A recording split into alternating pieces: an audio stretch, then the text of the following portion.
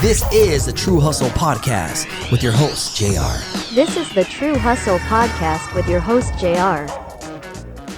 All right. Okay. Let's go. Okay. True Hustle is all about the underdogs.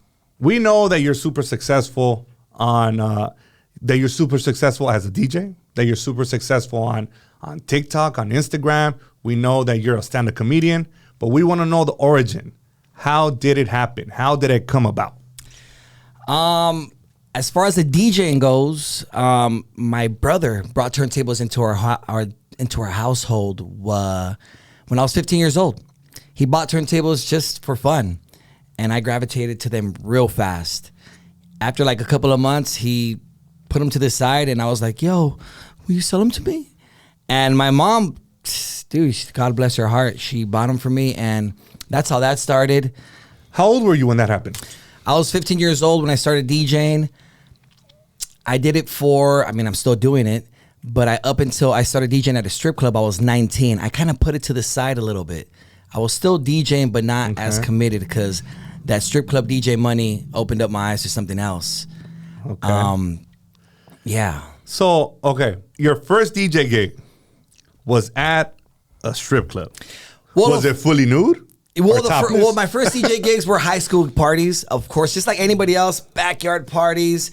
Hey, Valentino, I'll give you $50, bring your equipment. And here I go with my 6 milk crates of vinyl that weighed 50 pounds each that only had about 30 minutes worth of music. And I would set up, break down. I was there for like 4 or 5 hours. And I would play like horrible music. I'd play okay music, but I didn't know how to read crowds or anything. That was a young Valentino. No, that was DJ Omen. Oh, a different name? That was a different name. Until I was I didn't know that. Up until I was like 22, I was DJ Omen. So what made you transition to just J Valentino? I mean, DJ Omen, I didn't even know what it meant for like 4 years. I didn't even know it was a bad thing. And my buddy was like, bro, like, you guys, God bless my brother, Alex Dreams, still my mentor to this day, my really good friend. I needed something that was more me. I was growing up. I embraced my name more, my middle name, Valentino. Okay. And at first I was like, I need to change it. I need to be more my name. Julian V, J Valentine, J Valentino. And it pops. That worked, and it stuck, and it popped, and it's me, and it's my name. People think it's a stage name. To this day. I have to show them my ID. People think it's a stage name, and thank God, man, it stuck, and it works, and yeah, it's more me. My mom calls you Valentino. She never calls you Julian. Yes. She is probably the only one that just Valentino. Since we were kids. Since I was a baby. And a lot of my family members called me that, maybe, but that's why I didn't think it was cool, Because when your family calls you something, you're like, nah. So my mom had a thing. She was a visionary. Yeah, and your guy's unprofessional with his phone on. All right, so okay, back to the strip club. How was that? I didn't know what I got myself into, brother. I didn't, man. I didn't. I did it because my buddies told me that I'd be good at it. At the time, I was broke. I had just broken up with my little, girlfriend of 4 years. I was with her for from the age 15 to like 19, 20. And I was broke. She was making money. She was balling. She was a waitress at a strip club at the Playpen in LA at the time. Oh, badass tips. She had an Altima before they were for hood rats. And I wasn't hating. I was happy for her, but I was like, damn, what am I doing with my life? I had just quit my job at Disneyland when California Adventure first opened. I was like, I got to do something. And my buddies at the time, they were bouncers at strip clubs. They're like, Valentino, you should work at a strip club. You have a good personality. You DJ. All you got to do is talk on the mic and put girls up, blah, blah, blah. They made it seem so easy. And I was like, all right, yeah, I'll do that. I was so vulnerable. And I remember I was on my grind, man. I applied for 8 strip clubs in 1 week at that moment. And how many hired you? None of them hired me. Fuck. None of them. They were just giving me like, oh yeah, okay, little 19-year-old kid stepping into the strip club. They probably just thought I was there for the girls. And and so finally I found one strip club in the city of La Habra. It was called Pelican Theater, that later on became Taboo Gentlemen's Club. I met a guy named David Meza that's still my friend to this day. And I lied my way into the industry. I used a strip club that had been shut down 2 months prior as reference, so they wouldn't be able to call anybody. That's pretty smart. Yeah, not bad, right? Shit, okay. Up until they saw that I sucked. and I was there for like 2 months until they caught on. They were like, hey, man, you said you had experience, you know? And my boy David took me to the side. He's like, hey, man, I like you. I like the way you are. We vibe. But the managers told me, hey, we might have to cut this guy. He's not cutting it. But I like you. I stuck my neck out for you. You need to step it up. Step it up. More energy. You know, be more clever with your words. You know, be chill with the girls. You know, blah, blah, blah. Don't flirt with them. This and that.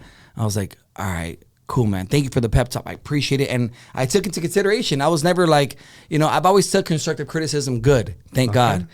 And that's always good. I stepped it up, man. I stepped it up and they kept me.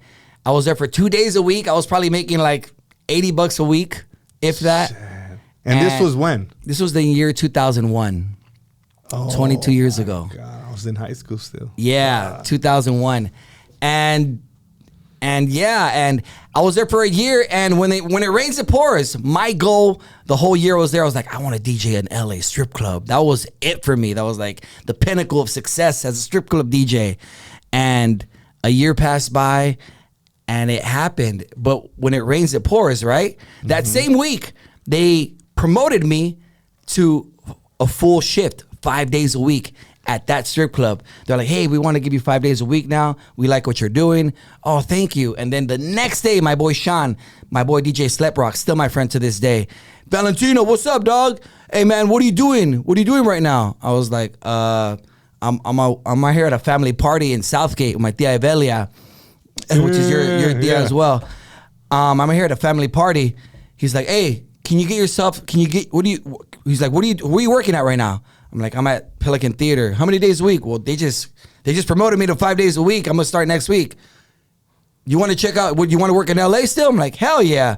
He's like, go to Pelican Theater within 45 minutes, within 30, 45 minutes, and ask for this guy, and you're about to audition. I was like, and I went to my mom. Thank you to my mom. She's always been supportive. I was like, Mom, they want me to go audition. Vete, go. I was like, all right. Got in my little 95 Camry, stick shift. And I went to go check it out, and they loved me, man. All those other DJs were all like tapados. They're all with their shoulders up, like, that's right, guys, here she is. Oh, and then here I come, some little 19-year-old kid with energy. That's right, guys. I thought you had to sound like a strip club DJ at the time with the smile and everything. And they loved me, man. And that same week, that same night, that manager ended up loving me, and he took me to the office after I had finished auditioning for like 3 hours. And even some girls even tipped me that night, I remember. He's like, okay. He's like, you're young. You're very young. But I like you. I like your energy. Look, 3 rules. Be on time. Run the girls. And don't fuck the girls. I was like, okay, yeah, I'll do that. Okay. Did you follow all those rules? So he's like, I'll have you start next week. I was like, all right. You want to work? I'm like, yes. Monday through Thursday. Those are your shifts. I'm like, okay, say less. And yeah, man, I remember I was a little man. The next day, I went to talk to the owner at the other club. I'm like, hey, what's up, Billy? He's still my friend to this day as well. I'm like, hey, man, something came up. I know you guys promoted me to 5 days a week, but I got an offer to work at another club in LA, and I don't want to burn bridges with you guys. Just in case anything, God forbid, happens over there, I want to still have a job here. Like, no, you have go do what you got to do. I appreciate. I wish you luck. If anything ever happens, you want to come back, you could come back. Of course, man. Good luck. That's smart. Yeah. Oh, thank you so much. I apologize, but thank you. He's like, no, we got it covered. So, yeah. Okay. And that's when I first got my feet wet with real money. I was like 19 years old. I was making like $1,700 a week. Not bad. Damn. Not bad for these days, right? That's not bad these days. Yeah. That's not bad. So how did you go from the strip club scene to DJing at the clubs? Well, after the strip club, I started doing stand-up comedy at age 23 to 25. The DJing kind of like not went under because I was still DJing at the strip club, so I was still behind the mic playing music. But I got into comedy from 23 to 25. I did good. I didn't have any substance, and I'm still working on that now. But of course, I'm 40. I've been through more experiences, through more stuff. But I did that, and that's the only thing I ever quit. That's why I came back to it. So you quit the stand-up comedy From 25. But you think it was because you were too young and you didn't have enough experience? And now versus being like a 40-year-old man, now you've been through strip clubs and now you've been through all this stuff that I'm honest with myself. I think it's because I was a little bitch. Oh, okay. Brutally honest. Brutally honest. I was a little bitch because, and I don't talk bad about myself because the heart doesn't know any different, by the way. Bars. I never say like, oh, you're stupid, idiot. I never talk like that about myself at all, ever. My son doesn't either.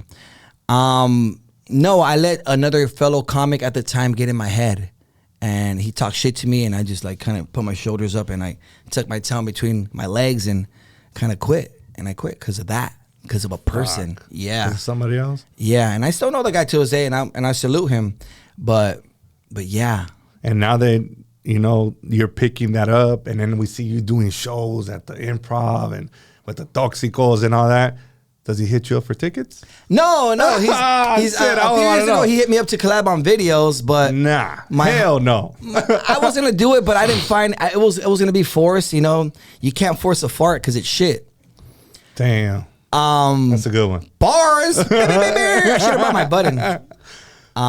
You're gonna have to gift me one of those. I got you. So I really press that shit. I got you. Whenever somebody drops a gem, damn son, where'd you find this? Excuse me. Shit. He asked to collab. I was super cool about it. I was like, hey man, it's cool. I was like, hey man, yeah, if I find something that fits our vibe, yeah, let's run it. But my heart didn't let me do it. It just no me nació. Yeah, because I mean, fuck, because of him, you stopped doing the stand-up comedy. Yeah, but I can't blame him. I don't point fingers, man. You know what? You're right about that. Yeah. But sometimes we tend to always be like, hey, it was his fault. Technically, it was your fault. Yeah, exactly. You should have just kept on going, but you're doing it now. Exactly. After that, I got back into the nightclubs as an MC at the age of 26 as an MC. And I was doing that for about a year. And shout out to my boy Alex Streams again. He's like, what are you doing, bro? I'm like, I'm emceeing at clubs. He's like, all right, cool. So you're making your little change here and there. Bro, you're better than fucking half of these DJs out there. Why don't you DJ and MC? Just make it a package. You'll make more money and you know how to DJ. I'm like, oh, yeah, but I don't DJ. No. I'm like, yeah, you should DJ, bro. And I was like, all right. I got to meet Alex. You got to meet Alex, man. You talk about him a lot. He seems like a solid dude. He's a great guy, man. He's brutally honest, too. Good. Brutally honest. Brutally honest is something good. Yeah. Yeah. People are going to tell you straight out how it is. That's a good quality. Because you don't want people sugarcoating shit. No. So if you're fucking up, like, I need you to tell me I'm fucking up. I tell Bernie all the time, like, bro, don't just fucking, just because you're filming me, like, tell me, like, hey, bro, I think that's kind of cheesy or whatever. Just tell me. Right. It's just better for everybody. He tells me brutally, like, I was like, hey, bro, how did you feel about last night's set? You kind of sucked. Like that. Like, kind of a jerk sometimes. But if it's good, he'd be like, you did good last night. You did really good. I'd be like, but sometimes now it's like, I don't defend myself, but I know I'm an experienced DJ. I could say that. I'd be like, no, I get it. I'm like, the first 45 minutes of my set was great. It kind of died down right there. And then I picked it back up at this time. I don't know if you saw that. Maybe you were outside dealing with business. But no, I know what parts sucked. They didn't completely suck, Alex. Yeah. I've been there when you DJ, and that shit, the vibe you bring is fucking dope. Thank you, man. Thank you. It's dope. And I'm not a big drinker, so I'm really just enjoying that shit, just enjoying it. I'm fucking there. Thank you, man. I just try to keep the vibe up. I started DJing again at 27, and I went through another breakup, man. Fucking shit. Girls are. If a breakup doesn't inspire you, I don't know Toxic what guys. And I got really down, and that's my brother Lewis. Shout out to my brother Lewis. He introduced me. What up? He introduced me to The Secret. Have you heard of The Secret? Yeah, The Secret is the law of attraction. Okay, and all yes. I thought he had like a secret. No, I was like, okay, what is it? It inspired the shit out of me. It was like fucking the Rocky music came on after I was depressed, and that's when I started my own podcast in 2010, JuiceTVOC.com. Oh, It revolved around comedy and music.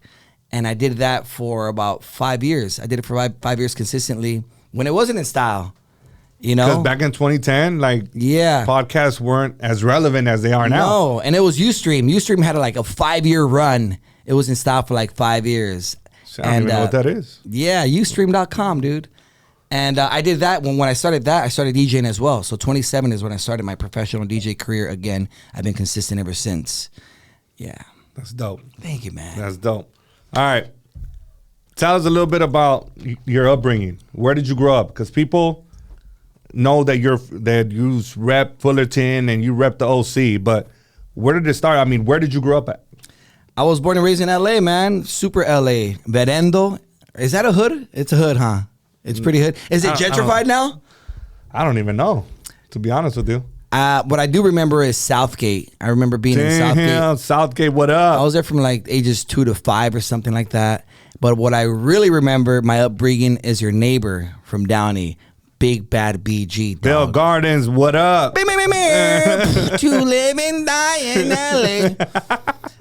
Bell Gardens, man, I was there from the ages of 5 to 15, and it really molded me. I was around a lot of, what I thought was normal at the time, like gangsters. I thought that was normal. You know what I mean? But the baggy ass pants and the fucking Cortezes. Damn. No, Ben Davis and Solos. Shout out to all the cholos out there. Yeah, I was right there for 10 years, man.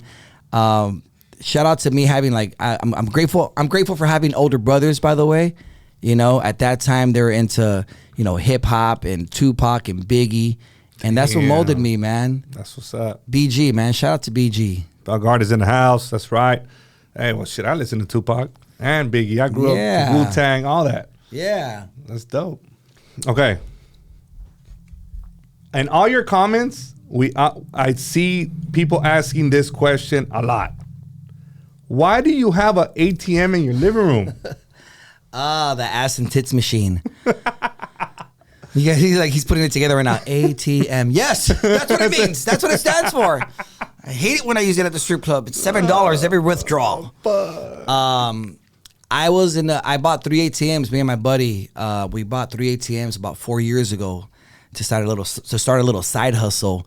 And it requires a lot of attention. At the beginning, we didn't have the funds to hire people to refill and fill and all that stuff. So yeah, I had 3 ATMs for about 8 months for a bit. And how'd that go? It was okay, but I wasn't able to be attentive. We were able to sell 2 of them, and that one we couldn't sell at the time, about 3 years ago, because it didn't have a chip reader. Okay. Yes, and we didn't look into it whether you could add one or not, but it's an old ATM. So you just said now I just use it as a prop. That's what I'm saying. Yeah. So now you use it as decor and yeah. Super hipster. Yeah, because I get that. I see that all the time. People commenting like, dude, why do you have an ATM? Well, now you know. Yeah, my sister-in-law is the one that had that idea. She's like, you should put it in your living room. It'll look cool. I was like, all right, cool. I like it. Okay. That's cool. That's cool. All right. How did you meet Concrete? How did that relationship come about? Because you guys are like amazing together. Every time you do your skits, you guys go viral. How did you meet him? How I met Concrete. I met him at a Frankie J and Cheeky's video shoot. And we had heard about each other already. But when we saw each other, it was love at first sight. This magic moment. I turned my head. He turned his head. While your lips are close to mine, will last forever. Are you Concrete? Yeah. By the look in your eyes. I'm Valentino. I know who you are. And then it happened. We hugged, and then we let go. Our hands were still holding, and we started spinning in circles. And his girl came in. Whoop, record stopped. What are you guys doing? We're filming a video. Oh, sorry, Nikki. Did you caress his hair? He didn't have hair at the time. Oh, shit, he didn't? Yeah, he was like, he just had a fade and like a little 3 clip on top or something. Oh, it was 3.5. I analyzed it. No, I met him at a video shoot, man. What's up, brother? How you doing, man? What's up, Concrete? Oh, you shot with my brother, right? Yeah, Eddie. I'm like, yeah. I'm like, what's up, man? I'm J-Valentino. I know who you are, man. Cool, man. Hey, bro, he's like, we gotta work sometime. I'm like, yeah, for sure. If I could afford you. He's like, nah, man, not even like that. I want to work together. Let's collab. We don't know none of that. Let's collab. And at first, he was filming me. He shot like my Tragos Amargos video. He shot my Tucanes video. I don't know if you see me do like the Coyote Nasty on the bar. That was him. He's bad, man. He's an amazing videographer, by the way. He's an amazing director. He's dope. Damn, shout out to Concrete. Yeah, and some time went on, and then he started getting in front of the camera.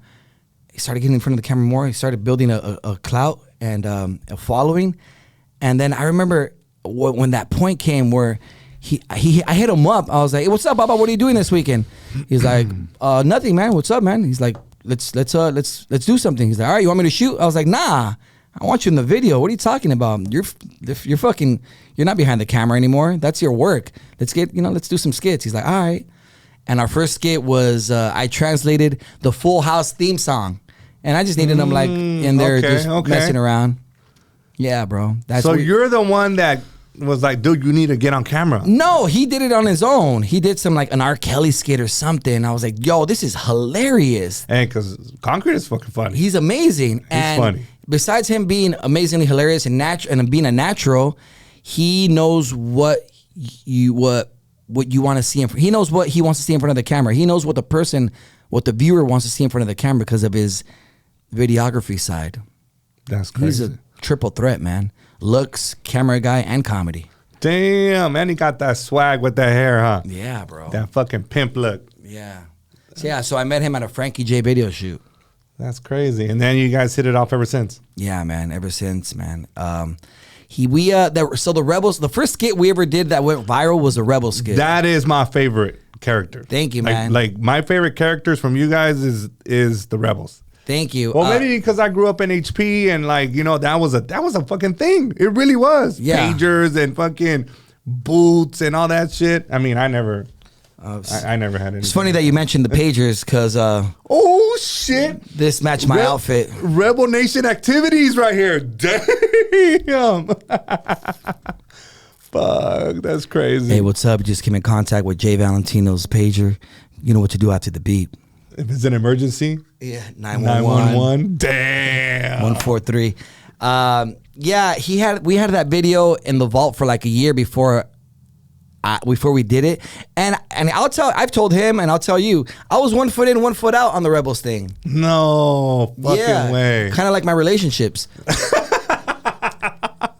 And we finally shot it. I'm not lying to you, JR. We did it in the first take. And it went crazy. It was just, we woke up a sleeping giant.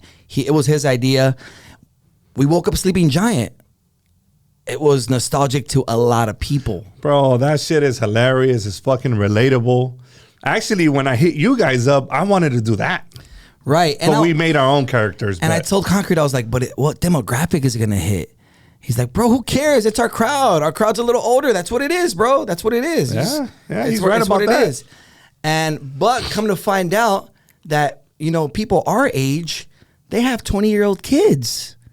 So even the 20-year-olds were loving it. And the people that in between that didn't know what the hell was going on, they were like, oh, it's like a Latino night at the Roxbury. That's hilarious. Damn, that's a good comparison. Yeah.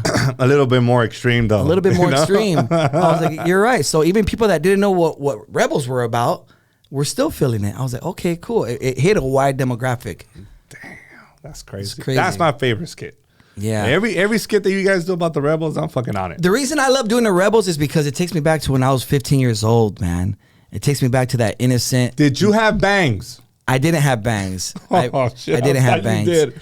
The Rebel skit takes me back. The reason I like doing the Rebels is because it takes me back to being 15 years old, vulnerable, careless, free, no bills, party, no car payment, no nothing. When I do the Rebel character, I was more emo too, more in touch with I'm still in touch with my feelings, but I was more vulnerable, and it just takes me there. So when I do that character, I'm 15. I'm 15. So it's safe to say that's your favorite. That's one of my favorite characters to do. Yeah, because I'm a kid. I'm a kid doing that. It's my favorite. So fuck Thank yeah. you. How is it? So now that you're back in the stand-up comedy game, Like, is it different from when you were doing it back when you were 23? 100% different. 100%. What's the difference? I've gone through more experiences. I could talk about different things. I'm more confident. You know, I take it more serious. Behind the jokes, there's a lot of business. Behind the joke, there's serious business. I take it more serious. I have this sketch comedy experience already, so I just translate it to the stage. Easier said than done, but it's more funner. And you don't get nervous when you're on fucking stage and Yeah, I'm human, man. Of course, man. I get nervous. I was in a panel yesterday at our award ceremony, and I fucking got nervous. I was just like, man, I do all these videos, I do everything, and I'm just like, oh, fuck. Like I kind of froze for like 3.5 seconds. I was just like, oh shit, I'm here, I'm talking. I'm like, all right, snap out of it. Yeah, I mean, I know buddies that have been doing stand-up, I'm not going to say any names, for 15 years, and I'll see them backstage like, no way. yeah, man, 15 years. They know they're going to kill it, and they still get nervous. Excuse me. Because on stage, on comedy, you don't know what to expect. People heckle, people act different. People could be tired, people could be having a bad day. It could be a bad crowd. Yeah, you're right. You know, some crowds are easily tickled. Some are just there with their Some arms are crossed. fucking hammered. Yeah. So it's like you can't control like what a drunk person is gonna say or do. Yeah. So then you gotta go with the flow and fucking try to. Comedy, stand-up comedy is the rawest form of comedy. You get the reaction right there. Fuck, you're right. If it's funny, it's funny. If it's not, it's not. You need the biggest pair of cojones to go on stage. This year has been the most exciting, the most uncomfortable, the most nerve-wracking year of my life so far. Damn, that's deep. For sure. I've been having the most fun, but the thing that I love the most is that I've been growing. I'm growing now. That's what I was gonna say. Okay, Not in height. All that, not in height. Very clear. Thanks, but all Bernie. that, you feeling uncomfortable, pressure, all that, it's because you're growing and you're doing shit that you would normally not do, but now you got to do it, and it's gonna feel that way. It's a lot of pressure, man. It's been in the back of my head for about 3 years. I got to get back to it. And shout out to my boy, Sebastian Satina. You need people to push you too. And of course, Concrete. My boy, Sebastian. Hey, bro, when are you going to get back into comedy? I was like, I felt like it was far-fetched. Like I'm done. So like, that's the guy that's... that's the guy that's hosting tonight's show at Brea Improv. Yes. Yeah. Which we're going. Yes. So. And it was in the back burner. And then Los Tóxicos was created. At first, it was Jesus Sepulveda, Jerry Garcia. They brought Concrete in, and Frankie Quillones. No way. Yeah. The Hulu guy, right? Yes. This fool. Frankie, he's a beast. Hey, yeah. Frankie's fucking funny, bro. Chola Fit Creeper. Chola fucking Creeper, eh? Yeah. That dude's Shout hilarious. out to Frankie Quillones. That's the homie. He's really cool. that's He's right. always showed love. And Frankie's doing his own thing. He's an established comedian. He sells out shows by himself. He was helping us. He was helping them. You know, so when he That's left, what's up. I didn't know that. yeah. So when That's he fucking left, dope. they're all like, "All right, who's the least funniest guy we could find?" Valentino. So they're like, "Well, we'll settle for him, I guess." I'm just playing now. That's when Concrete called me in, and he's like, "Valentino." He's like, "Hey, man, you know Frankie's doing his thing, and there's a slot available. Fill it in, bro. It's you. You got to do it." I'm like, That's dope. damn. I did not know that. And Concrete had already hit the stage a few times, and I was like, "This is it." I was just talking about Frankie, actually. Yeah, this That is dude's it. funny, bro. And the first show we did together was at the Ontario Improv, and I had about 3 weeks to get a little 7-8 minute skit together, 8-minute bit together, and I went, and very nerve wracking. I was shaking up on stage. There was a joke where I had to use like my hand as a reference, like as if I was reading something, and every time I put my hand up, it'd be like this. No way. And my pacing was too fast, you know. It was like when I first had sex. And Oh, shit. yeah, but I pulled through, man. People liked it. It was great. You know, they had it was a good time. But yeah. But now you're getting the hang of it. Now you know how to pace yourself, is being around Jesus, okay, what is it? Jesus, Jerry Jerry, Garcia. Concrete, is like being around them, like does it help you? You're Like, forced to level up. Sink or swim. You're forced to level up. You're hanging out with 3 very experienced comedians. you're forced to level up. I know I'm funny. I know I'm humorous, but there's levels to this shit, and you can get funnier. You have to have, it's like dancing. You have to have rhythm to start dancing, and of course you could learn some sick ass choreography and get better. Yeah, you have to have that base, that foundation of funny. Okay, cool. I'm funny, but staying with it and learning new shit, angles, delivery, tones, callbacks, zingers. You got to learn all that stuff. That comes with. I've seen people perform 5 years ago, and I see him now. I'm like, damn, he's really funny now. But he had that foundation of funny. Being around these guys, you're forced to level up. Being around funny people, you're forced to level up. For sure, you're forced to level up. You have to, because it's 4 of us on joyrides. There's 4 of us on road trips. We're just fucking with each other the whole time. Ha ha, your hair. Ha ha, your haircut. This and that. Valentino short. Blah blah blah. We're going at it. We are dying of laughter in that car ride. I could just imagine how that experience is. Like, we have to record those car rides. Well, we talk about a lot of personal shit. You should be having like a camera guy following you guys everywhere, because it could just fucking. You guys are cracking up, cracking jokes the whole fucking time. Yeah, and since I've been hanging out with them, it's leveled up my game for sure. My mom always said, show me your friends, I'll show who you are. And they're, aside from them being super funny, they're also very driven. They practice. They're trying to perfect their craft. Jerry Garcia is always writing, so is Jesus and Concrete. Now we're really helping each other out more. They're feeling more comfortable helping us out more. They're seeing how we work. Okay, Valentino, you see this setup right here? Instead of saying this, you should say this. I'm like, oh, he's like, and give it a little minute to breathe. Concrete be like, Valentino. Like pointers then. Concrete's like, Valentino, when you get a good laugh, let the laugh simmer down, then hit him with the next joke. Let it simmer down more, then hit him with the next joke. I'm like, thank you. And those are tips that come with experience. Yes, right? 100%. They've been through it. Bro, Jerry's been in the game 15 years. Jesus has been in the game 18 years. Concrete's amazingly funny, And Jerry's from my city. Yeah, Huntington Park in the house. HP. Shout out, HP, baby. That's crazy. So, if you could give some advice to a 19-year-old that wants to pursue that career, that they want to be a DJ, they want to be in comedy, like what advice would you give them? Eat, sleep, shit, entertainment. Eat, sleep, shit, entertainment. Brand yourself aside from everything else. But, of course, practice a lot. Practice. I'm still practicing. I still practice. I DJ, like 45 minutes, 1 hour every other day. Nothing crazy, but I still practice. There's DJs that don't practice at all. I have a stool and a mic stand with a mic and a mirror in my living room. Fuck. And then it's just like, when is a good time? Dedication. When is a good time? Anytime. I just I'm watching. I don't watch TV that much. Maybe at night here and there, but I'm sitting down eating breakfast and I'm like, oh, that's dope.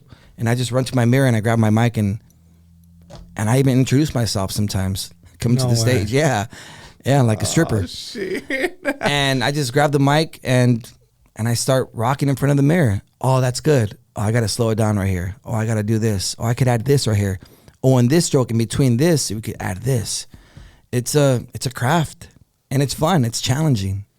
That's dope. Stand-up comedy has to be the hardest job in the world. The slogan in comedy is no joke. Fuck. Public speaking is one of the hardest things to do. Add jokes to that. That's stand-up comedy. And then having to read the crowd, and then like sometimes when you're telling jokes, you probably hear like, you see, why is he not laughing? Like, that's like it doesn't get to you. Sometimes, I mean, I don't know what it is. No, you see those people. You see those people.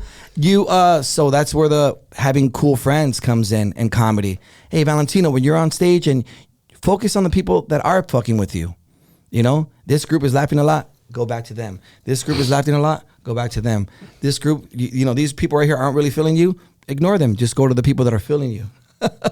Little tricks like that. You know what I mean? Crazy. If you see a girl with big tits, don't get titmatized. Don't get titmatized. Yeah. That's a good one. Oh, he's a comedian. Shit was funny. Yeah. Dude, all right, that's what's up, man. But I want you to know, I've seen you start, and I wasn't so into social media back then, but I think you had the vision, and it's hard to go at it day in and day out. Yeah. And I just want to let you know that we're proud of you. Thank you, man. Thank you, man. And I'm proud of you guys, man. I'm proud of you, bro. I'm proud of you. You know, I've come a long way, man. You've always been a detailist, and my mom always said, I sound like Forrest Gump. Mama always said,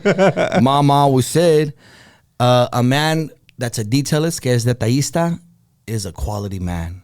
And yes. I've never seen you, as far as your appearance, slacking. You know, your breath has always been on point, which is a big deal because I like to be close to you. Your building right here, your branding has always been on point. People are cheap when it comes to investing in themselves, and that's the stupidest thing ever to me. I try to inspire a lot of artists, DJs, comedians to, okay, cool, you're killing it on stage, you're doing this, but it's, you know, all that's nothing without video content. All that's nothing without propaganda. You know, I put my name. It's like that one. I forgot. I think it's a mayonnaise. I put that shit on everything. My name. I put that shit on everything. It's on my chain right here. You know, zoom in on that. Thank you, Bernie. Branding is very important. And people need to understand that. Everything. I've made J-Valentino condoms, Valentino cups, pens, stickers. I got your cups T-shirts. Everything. Everything. I want you to be annoyed with my name. I had my truck wrapped with my fucking logo. I'll show you a picture. You see that? That's my truck right there. I had that for 2 years, bro. Look at that logo. That logo right there is 6 feet long, 3 feet wide, red and yellow. Why red and yellow? Because and it was camouflage. McDonald's is red and yellow. You can see that from 5 miles away. That's why McDonald's is red and yellow, for the branding purpose of it. Why did I take it off? Because one day I was talking to Frankie J. Shout out to my brother Frankie J. You got me lifted, shifted. That guy. What up, Frankie? He's like, Frankie. He's like, Valentino. He's like, yo, you're my brother, man. So I just got to let you know, like, I'm Frankie J. And I'm one of the nicest guys in the world. But I have stuff to protect my family at my house. I'm not going to say anything. But I protect my family at my house.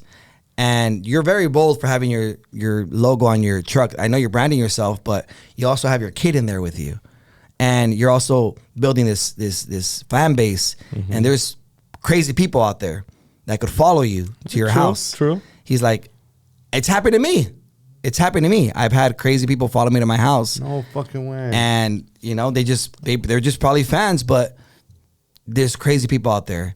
And I was like, dang, you're right. So I took off the logos, and it was still a camouflage truck. I have tinted windows, and I had it for a couple more years, like a year and a half with the camo, and then I took that off. But I seen it. That shit looks sick. no, it was clean. It was like a $6,000 job, and then the alarm alone cost me $200. What movie is that? Exactly, Dumb and Dumber. That's dope, though. All right, man. Well, I mean, thank you for stopping by. And Of course, man. I know you're busy, but you took the time to be our first guest at True Hustle Podcast. True Hustle in the building. Bang. Damn, son, where'd you find this? So thank you so much, man. Thank we you, man. appreciate you. Good luck with all And this. we're going to go to your show tonight. Let's get it. Bread Improv tonight. Let's go. Your shows. What shows do you have going on? What, like, I know you guys are like on tours with the Toxicos, so what days? Give us the whole spiel. So give us everything. Okay, so the upcoming shows we got coming in.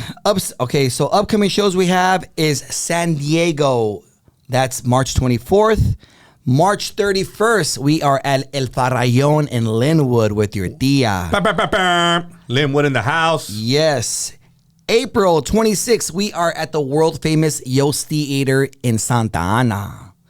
May 24th, we are at La Santa in Santa Ana. And May, we are in Texas. Boom. So there you have it. Make sure you get your tickets and go support Los Toxicos. Bunch of funny ass dudes.